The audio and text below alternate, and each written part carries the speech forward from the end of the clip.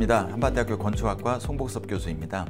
이번에는 행복도시 특화계획 스카이 빌리지라는 6-3 생활권이 있는데요. 이 동네에 대한 그 계획안들에 대해서 설명을 드리도록 하겠습니다. 자, 위치는 6-3 생활권입니다. 그래서 B1 블록이라고 얘기를 하는데, 보시면 지금 전체 지도가 없어서 그런데요. 보면은 행복도시에서 6생활권 저 북쪽이죠. 북쪽이고, 그 다음에 또 이렇게 건너편에 골프장이 있는 부지입니다. 그리고 왼쪽으로 조금만 더 가면 이제 충남대학교 병원이 있는 그런 자리인데, 그 블럭에 이제 계획을 하게 되는데 전체 면적이 91,300평방미터고요. 이 구역에 대해서 지금 뭔가 블록형 단독주택지인데 특화된 모양의 계획들을 해야 된다는 것이 이제 주어진 그 과업이었었고요. 이 계획을 좀 하게 되는데, 제가 사례로 이제 그 이름 자체도 이제 스카이 빌리지라는 그런 이름을 썼고요. 왜냐하면 이 지역이 이렇게 좀 이렇게 언덕 정도 아니고 좀 산 위에 있는 그런 동네입니다. 그래서 보면은 이제 초기에 아마도 제가 아는 바로는 거기에서 이렇게 행복도시 건설을 하는데 들어가는 그 골재라든지 이런 부분들을 채취하기 위해서 이렇게 처음에 이제 시작이 됐는데 그게 그 정도가 어마어마하거든요. 그래서 또 이렇게 맞은편에 이제 골프장도 좀 있고 그런 그 언덕 위에 동네한 그런 지역이 되겠습니다. 그런데 그것이 북쪽으로부터 이렇게 행복도시로 진입할 때 눈에 제일 먼저 뜨이는 그런 장소가 되는 거죠. 그래서 이렇게 높은 그 언덕 위에 눈에 잘 띄는 그 동네인데 그 동네를 어떻게 특화된 단지로 만들 것인가 라고 해서 제가 생각했던 이미지가 바로 이제 유럽에 가보면 그러니까 성이 있잖아요. 성곽도시들이 있는데 소위 캐슬이라고 얘기하는 뭐 그런 성곽도시 이미지를 생각을 했습니다. 그래서 이렇게 성곽의 형태들이 뭐랄까 담장의 형태로 이렇게 둘러싸여 있고 그 안에 내부 공간에는 또 이렇게 올망졸망 어떤 그 동네들이 만들어지는 그런 개념들이고요. 여기 사례로 된 그 그림을 보면 이제 유럽 그 성 도시들이고, 그 다음에 오른쪽 밑에는 그럼에도 불구하고 그 성으로, 그러니까 저건 나간읍성의 우리나라 나간읍성의 그 모습입니다. 그 성곽 안에는 뭔가 어떤 동네가 만들어지는 어떤 그런 개념들을 참조를 좀 했고요. 그래서 이름을 이제 스카이 빌리지라고 적고, 그 다음에 비전으로 하늘과 마주한 세종 관문마을 뭐 이렇게 정했습니다. 처음에 이제 스카이 캐슬 뭐 이런 이름도 있었는데 그거 이제 드라마 영향도 있고 그래서 그거보다는 좀 더 순화된 그런 표현이 좋겠다라고 해서 스카이 빌리지라고 좀 이름을 정했고요. 그래서 생활적인 측면에서는 다양한 주거 유형과 공간이 편리하고 쾌적한 도시 생활을 이렇게 북돋운다라는 그런 목표들. 경관적인 측면에서는 주변보다 이제 월등히 높은 그 입지적인 특성을 활용해서 조망 경관을 극대화하는 이런 또 목표를 또 정했고요. 그다음에 환경적인 측면에서는 자연하고 주변 환경과 어우러지는 그 친환경 주거단지를 조성하는, 그다음에 문화적인 측면에서는 오픈 스페이스 중심으로 다양한 커뮤니티 활동이 문화로 이어지는 그런 마을을 만든다는 그런 목표를 가지고서 계획을 세우게 되는 겁니다.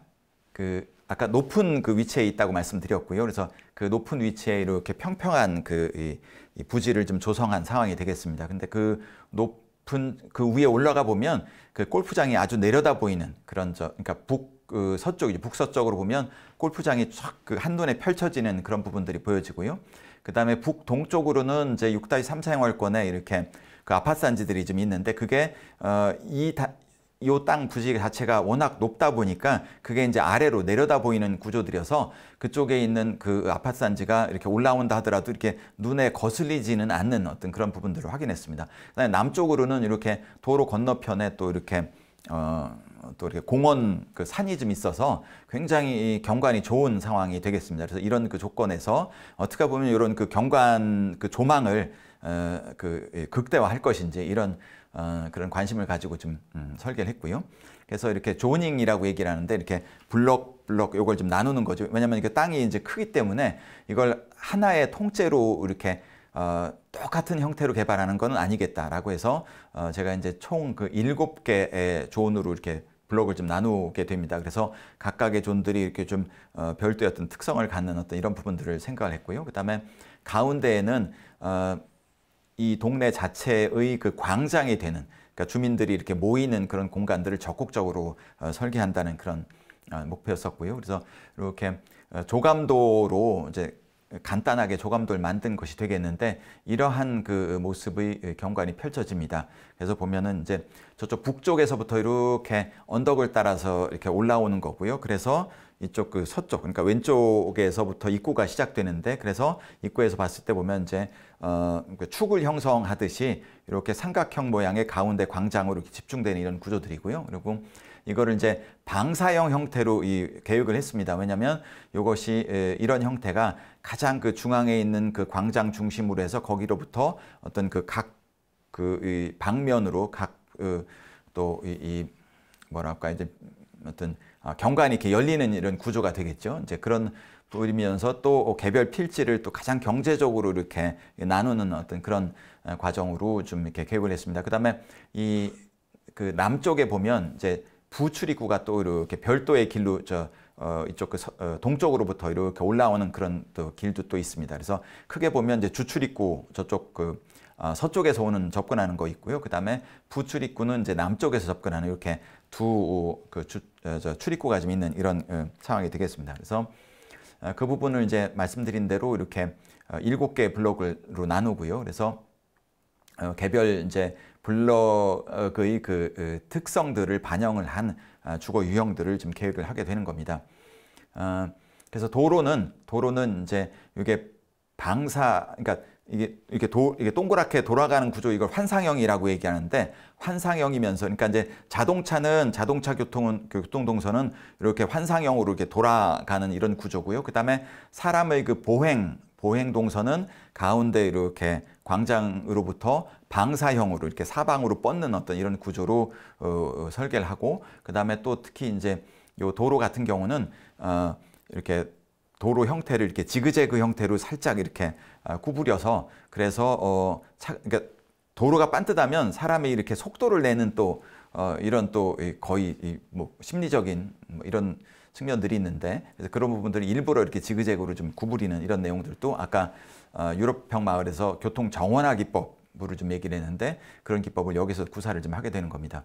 그래서 말씀드린 것처럼 주출입구가 되는 그러니까 서측이죠. 이렇게 언덕을 따라서 올라오게 되면 거기에 이제 근린 공원이 이렇게 좀 주변을 조망하는 공간이면서, 또 거기에 뭐 이렇게 주민 편의시설들이 입지하는 이제 그런 그 근린 공원들이 있고요. 근데 거기에서 보면 이제 중앙에 있는 삼각형 모양의 광장형 그 공원으로 이렇게 큰 그 축을 형성하고, 그다음에 그 축으로부터 이제 또 북쪽이라든지 서쪽이라든지 남쪽으로 이렇게 경관이 열리는 이런 구조로 이제 공간을 이제 계획하게 되는 겁니다. 그래서 이게 또 다시 이제 조감도 형태로 보면 이렇게 저기 조금 그 주황색 비슷하게 표시된 것들이 바로 중앙에 있는 광장으로부터 보행자들의 그 어떤 이동 경로이면서, 그것들이 이제 주변에 있는, 여기가 높다고 말씀드렸잖아요. 그래서 주변에 있는 공원이라든지 또 골프장 이런 부분들이 한눈에 이렇게 펼쳐져 보이도록 하는 이런 그 계획을 세우게 된 겁니다. 그래서 커뮤니티 이 시설들을 또 골고루 이렇게 좀 별도로 좀 배치를 좀 한 것이 되겠고요. 자, 그래서 그 중에 보면 저쪽 그 북쪽하고 북동쪽 이쪽이 되겠는데, 그러니까 주로 외곽에 있는 거죠. 이제 이게 가운데 있는 그 도로를 중심으로 해서 바깥쪽에 있는 그 주거 유형들은 이렇게 보면 이제 그 남쪽의 경우에는 보면 이게 이렇게 테라스 형태로 해서 이제 평스라브인 거죠. 그건 왜 그러냐면 그 위쪽에 열이 보면 이렇게 그러니까 사실 여기도 보면 나름대로는 좀 아까 유럽형 마을에서 고민했던 것처럼 어떤 전통적인 재료와 박공의 형태들 이런 부분들을 좀 유지하고 싶었어요, 이제. 자, 그러면서 이게 또 경관이 좋은 것들을 모든 집들에서 이제 주변에 있는 그 산, 공원 이런 부분들, 골프장 이걸 바라봐야 되는데, 앞열에 있는 바깥쪽에 있는 그 집들에 의해서 가려지면 안 되니까, 만약에 앞열이 이렇게 박공으로 돼 있으면 그 부분에 의해서 가려지잖아요. 이제 그렇기 때문에 요 외곽에 있는 열은 평스랍으로 좀 한 겁니다. 평스랍으로 해서 이제 테라스형으로 만들어서 저 뒷열에 있는 집들로부터 이렇게 좀 가려지는 것들을 피하고자 하는 부분들이 어떤 주거 유형을 그 조금 달리 이 계획하는 그런 배경이 됐던 것이 되겠고요. 그러니까 여기 보시는 것처럼 오른쪽에 있는 이제 박공의 그 형태의 집에서 보면 2층 레벨 그 이상, 2층이라든지 3층에서 보면은 저쪽 그 외곽에 있는 그 공원들을 조망하기 위해서 이제 지붕이 가려지지 앞열에 있는 그 집들의 지붕이 가려지지 않는 구조로 이런 계획들을 세웠고요. 그리고 내부에 있는 블록들은 사실 여기가 지금 이제 말씀드린 그 중앙에 있는 그 광장이라든지 이런 그 녹지 공간들을 최대한 많이 확보하기 위해서는 이걸 단독주택 중심으로 개별 필지를 나눠서 이렇게 그 계획을 하게 되면 그런 공간 확보하는 거가 쉽지 않은 거죠, 이제. 그래서 택한 것이 그 외곽에 있는 열들은 이제 단독주택 형태로 하고 이 가운데에 있는 지금 이제 왼쪽에 보시는 그 지도에서 가운데, 그러니까 주황색으로, 고동색으로 표시되어 있는 그 부분들은 유럽에 그 있는 그 연립주택 있지 않습니까? 이제 그런 형태를, 그러니까 밀도가 많이, 그러니까 그 개별 그 필지들의 주거들이 많이 배치되는 이제 이런 형태들을 계획하는 겁니다. 그래서 이제 3층 규모에 좀 이렇게 낮지만 뭔가 이제 그 유럽 도시들 가보면은 이렇게 길을 따라서 이런 나지막한 그 집들이 이렇게 열 맞춰서 이렇게 서 있는 그런 공간들, 이제 그런 마을들을 많이 보게 되는데 그런 이미지들을 이제 떠올려서 이런 계획을 좀 하게 된 겁니다. 그래서 보면은 이제 집과 집이 있으면은 그 가운데에 해당되는 그 사이 공간들에 보면 그 이 지하에다가 이제 주차장을 만들고 그다음에 그 위에는 덮어서 그 위에 공간들은 이제 그 이 뭔가 커뮤니티 이 공간이 될 수 있도록 하는 이런 계획을 세웠고요. 한 가지 이제 이 사이트 자체가, 이 부지 자체가 산을 이렇게 산을 이렇게 깎아내 가지고 만든 그런 땅이다 보니까 돌들이 이제 그 안반이라고 얘기하는데 이런 것들이 이렇게 있는 거죠. 그렇기 때문에 지하 공간을 파는 게 사실 쉽지 않습니다. 그래서 이제 최소화해 가지고, 그러니까 한 층을 지하 공간으로 파는 것이 아니라 반층만 파서 반층 파고 그다음에 안쪽으로 이렇게 반층을 올려서 이런 그 계획을 또 세우게 됐습니다. 그리고